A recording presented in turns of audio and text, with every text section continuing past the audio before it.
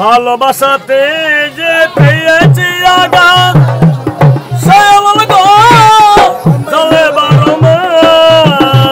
বলুন তো আজকে আমরা কোন পাহাড়ে এসেছি? হ্যাঁ, আমরা বান্দরবনে, এবং বান্দরবনের নীলাচল পাহাড়ে। শহরের ভেতরে বসি যেই পাহাড় থেকে আপনারা মেঘ ছুঁতে পারবেন, সেই পাহাড়েই এসেছি আজকে।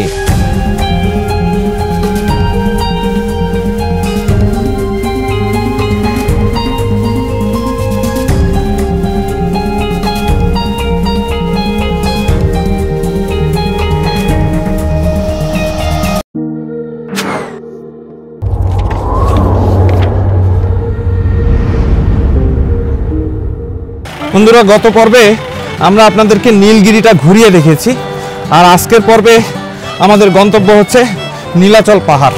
বন্ধুরা, আমরা আবার চাঁদের গাড়িতে উঠছি। এখন এখান থেকে আবার আমরা চলে যাব হচ্ছে সেই নীলাচল। তাহলে চলুন যাত্রা শুরু করা যাক। গত পর্বগুলোতে আমরা আপনাদেরকে দেখিয়েছি কিভাবে চাঁদের গাড়ি রিজার্ভ করে নীলগিরি, চিম্বুক এবং নীলাচল পাহাড় ঘোরা যায়। আমাদের এই ধারাবাহিক পর্বের আজকের পর্বে আমরা নীলাচল পাহাড়টা ঘুরব। চাঁদের গাড়িতে করে আমাদের মোট ভাড়া পড়েছিল ৬,৫০০ টাকা, আর এই ভাড়াটি সরকারের তরফ থেকে নির্ধারণ করা। চাইলেও আপনারা কম বেশি করতে পারবেন না। এই জন্য সেই একই গাড়িতে চেপে আমরা এখন রওনা দিয়েছি নীলাচল পাহাড়ের উদ্দেশ্যে। আমরা আবার ঠাসাঠাসি করে এখান থেকে যাত্রা শুরু করলাম নীলাচলের উদ্দেশ্যে। এই পথে চলতে চলতে কখনো আপনাদের চোখে পড়বে উপজাতিদের ঘরবাড়ি, আবার কখনো বা আপনাদের চোখে পড়বে চমৎকার সমস্ত পাহাড়। পাহাড়ের কিনার ঘেঁষে তৈরি করা এই রাস্তার সৌন্দর্য যে কোনো মানুষের মনকেই পুলকিত করবে। আমাদের গ্রুপে লোক সংখ্যা বেশি হওয়ার কারণে মূলত আমরা দুটো চাঁদের গাড়ি নিয়েছি। পেছনে যে চাঁদের গাড়িটা রয়েছে এটিও আমাদের লোকজনেরই। তবে এই পথে যে কতটা এঁকে বেঁকে চলতে হয় তা কিন্তু এই গাড়িটা দেখে আপনারা বুঝতে পারছেন। আর গাড়ির ভেতরে বসে আমাদের অবস্থা তো আরো সঙ্গীন।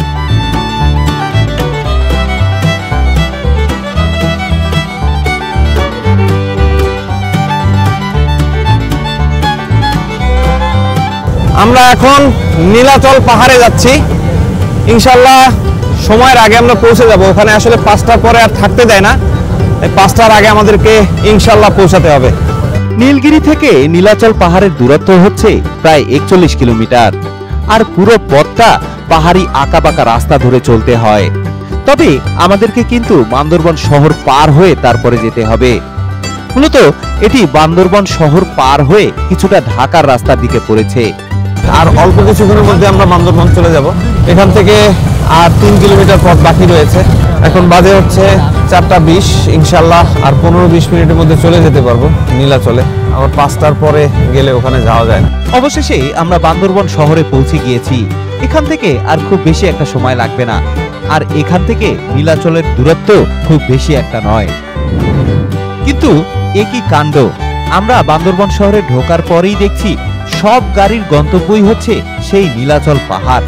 এ যেন সারিবদ্ধ আর্মির মহড়া, কিন্তু কোনো আর্মি নয়, সাধারণ মানুষই চাঁদের গাড়িতে করে সেই নীলাচল পাহাড়ে যাচ্ছে। মূলত বান্দরবন চট্টগ্রাম হাইওয়ে থেকে হাতের বাম দিকে ঢুকলেই নীলাচল পাহাড়ে যাওয়া যায়। এদিকে ঢুকেই শুরুর দিকেই আপনাদের চোখে পড়বে ছোট ছোট পাহাড়, আর অল্প কিছু সামনে গেলেই আমাদেরকে বড় বড় পাহাড়ের চড়াই উঠতে হবে। তবে তার আগে একটা জায়গায় আমাদেরকে গাড়ির পার্কিং চার্জ পরিশোধ করতে হবে। বন্ধুরা, আমরা নীলাচল টোল পয়েন্টে আছি। এখানে ভাড়া হচ্ছে 200 টাকা আমাদের 2 গাড়ির জন্য, অর্থাৎ পার গাড়ি 100 টাকা করে এখানে টোল নিচ্ছে এই নীলাচল ওঠার জন্য। আমরা এখন সরাসরি পাহাড়ের উপরে উঠে যাব ইনশাল্লাহ।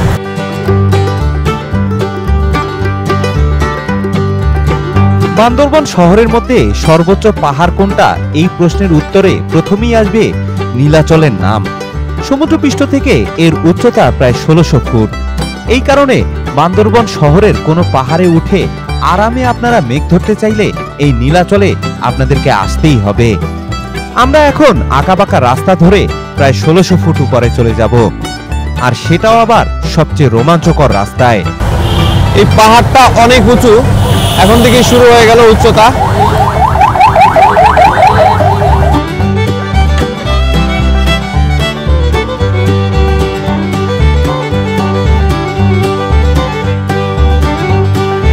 এখানে আসলেও আপনারা কিন্তু অনেকগুলো রিসোর্ট পাবেন। এছাড়াও এখানে স্থানীয় মানুষজন বসবাস করে, এই যে এরা কাজ করতেছে, এই যে দেখেন গাছে বেল ধরেছে, আপনারা এখানে স্থানীয় অনেক মানুষজন দেখতে পাবেন, এই যে বাচ্চা নিয়ে বের হয়েছে।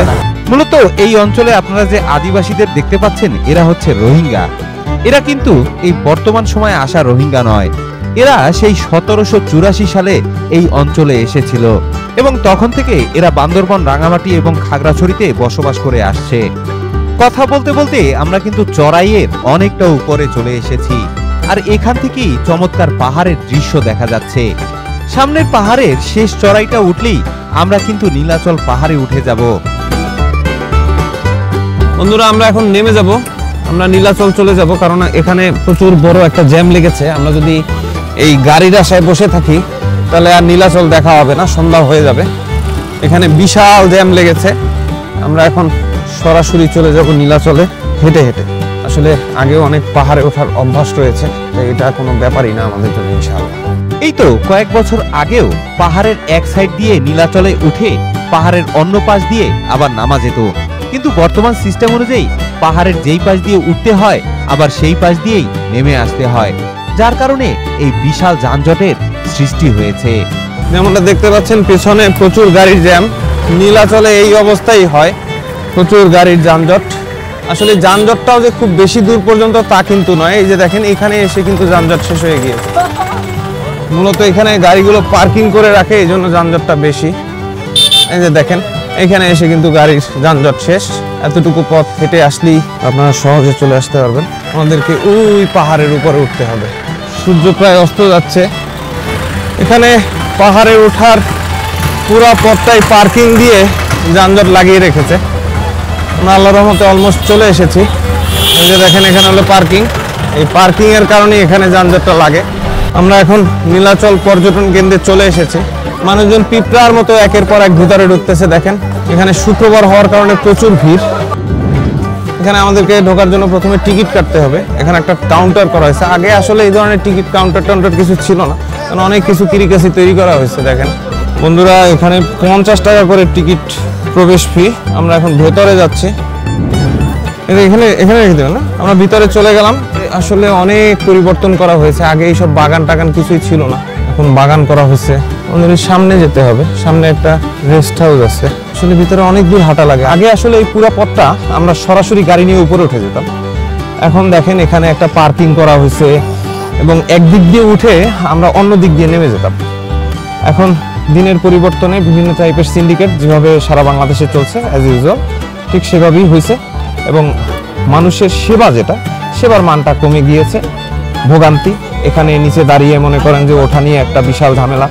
এই পাহাড়ের মধ্যে যানজট ঠেলে ঠেলে আমাদেরকে উপরে যেতে হয়, আর পাশাপাশি হাঁটা তো ফ্রি। মূলত এই জায়গাটিও বান্দরবন জেলা প্রশাসকের আন্ডারে পরিচালিত হয়। এখানেও আপনারা অনেকগুলো কটেজ খুঁজে পাবেন, তবে এগুলোর ভাড়া কিন্তু বরাবরের মতোই বেশি। সূর্য প্রায় অস্তমিত যাচ্ছে।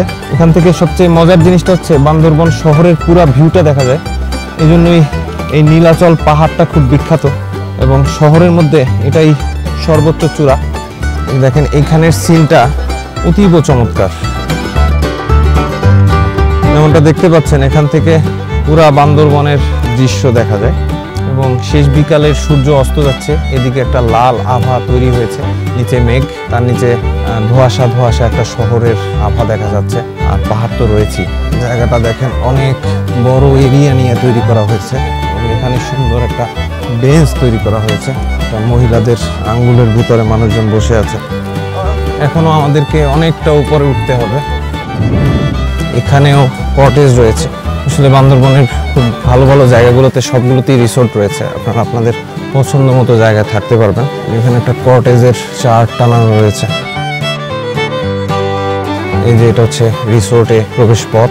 আসলে আগে এখানে একটা শুধু ওয়াচ টাওয়ার ছিল, এখন সেই ওয়াচ টাওয়ারের বদলে নানা রকমের স্থাপনা তৈরি করা হয়েছে। এখানে টুরিস্ট পুলিশও রয়েছে সার্বক্ষণিক দেখভাল করার জন্য।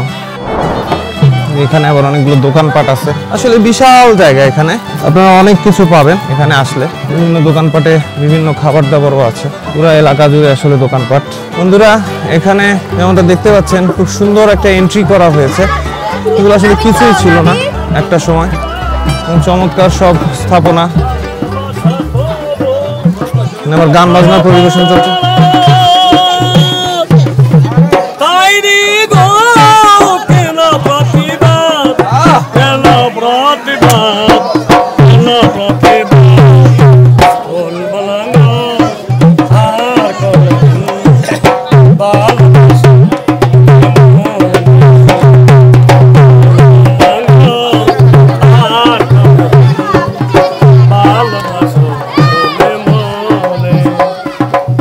ভালোবাসাতে যে পেয়েছি আঘাত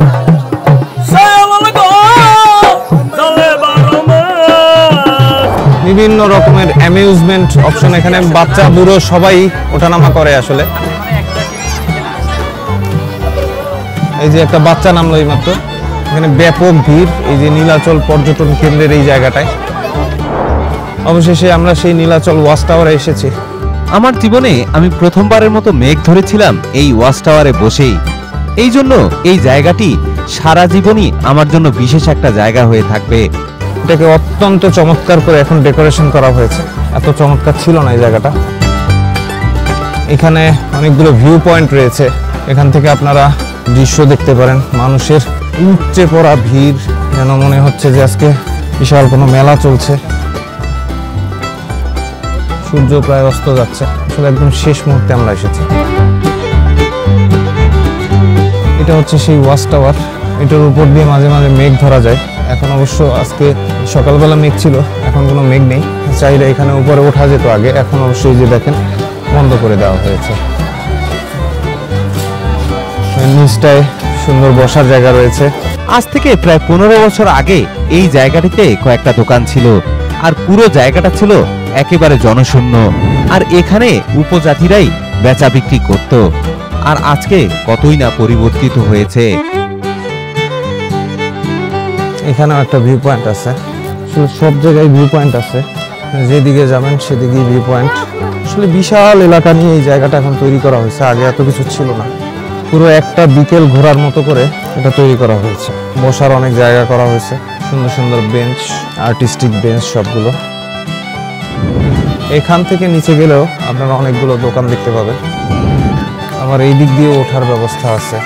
মূলত এই নীলাচল পর্যটন কেন্দ্রটি বান্দরবন শহর থেকে 6 কিলোমিটার দূরে টাইগার পাড়ার পাহাড় চূড়ায় গড়ে তোলা হয়েছে। 2006 সালের 1 জানুয়ারি এই প্রকল্প উদ্বোধন করা হয়। এই প্রকল্পে রয়েছে শুভ্র নীলা, ঝুলন্ত নীলা, নিহারিকা এবং ভ্যালেন্টাইন পয়েন্ট সহ পর্যটকদের জন্য আকর্ষণীয় সমস্ত বিশ্রামাগার। পুরো কমপ্লেক্সটিতে বাচ্চাদের পর্যাপ্ত খেলার জায়গা রয়েছে। এর পাশাপাশি বসারও জায়গা রয়েছে। পাহাড়ের ঢালে ঢালে সাজানো রয়েছে এই জায়গাগুলো। ভিন্ন ভিন্ন জায়গা থেকে সামনের পাহাড়ের দৃশ্য আবার ভিন্ন ভিন্ন রকমের। একটি জায়গা থেকে আরেকটি জায়গা সম্পূর্ণরূপে আলাদা এবং স্বতন্ত্র বৈশিষ্ট্যের অধিকারী। সমুদ্রপৃষ্ঠ থেকে প্রায় 1600 ফুট উঁচু এই জায়গায় শরৎ, বর্ষা এবং হেমন্তকালে প্রচুর মেঘ দেখা যায়। 3 ঋতুতেই আপনারা মেঘের ছোঁয়া পাবেন। তবে এখন শীতকাল, এখনো কিন্তু আপনারা মেঘ ছুঁতে পারবেন, তবে সেজন্য একেবারে ভোরবেলা আসতে হবে।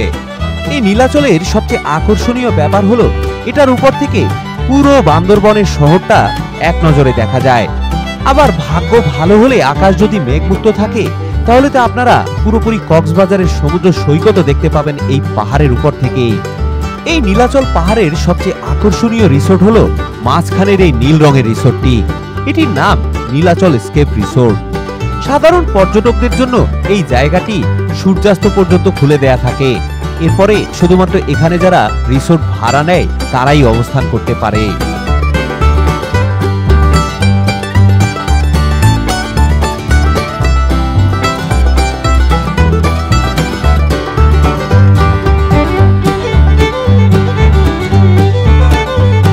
সুতরাং এই গ্যাদারিং নীলাচল থেকে আমরা এখানেই বিদায় নিচ্ছি।